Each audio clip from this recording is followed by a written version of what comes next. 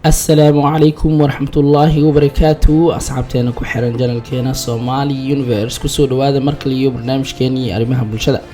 أسبوعا برنامج كينا وحا كسو قادن دونا فسريد ريوينكا guurka ay ku riyoodaan gabdhaha aan weli la guursan iyo kuwa la guursaday intaba.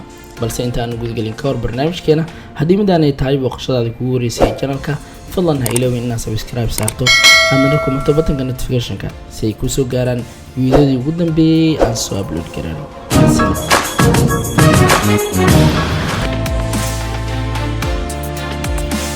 haddii gabadha aan weli la guursanin ay ku riyooto iyadoo la guursanayo sidoo kalena loo sharxayo sida aroosada oo kale loona qurxiyo, arrinkaas waxay u bishaareynaysaa in uu soo socdo wiil aqyaar ah waxayna helaysaa kheyr fara badan. haddii gabadha aan weli la guursanin ay ku riyooto iyada oo guursanaysa nin aysan aqoonin, arrinkaas waxay caddeyn u tahay waasicinta risqiga iyo maalka.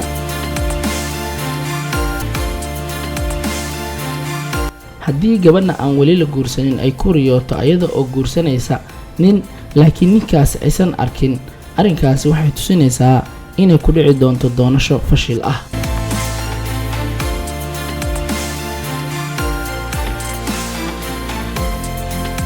haddii xaaska la qabo ay ku riyooto iyada oo guursanaysa nin aan ninkeeda ahayn, arrinkaasi waxay tusinaysaa in ninkaasi guursanayo ay ka helayso kheyr iyo manaafacaad fara badan. waa haddii ay ninka taqaano.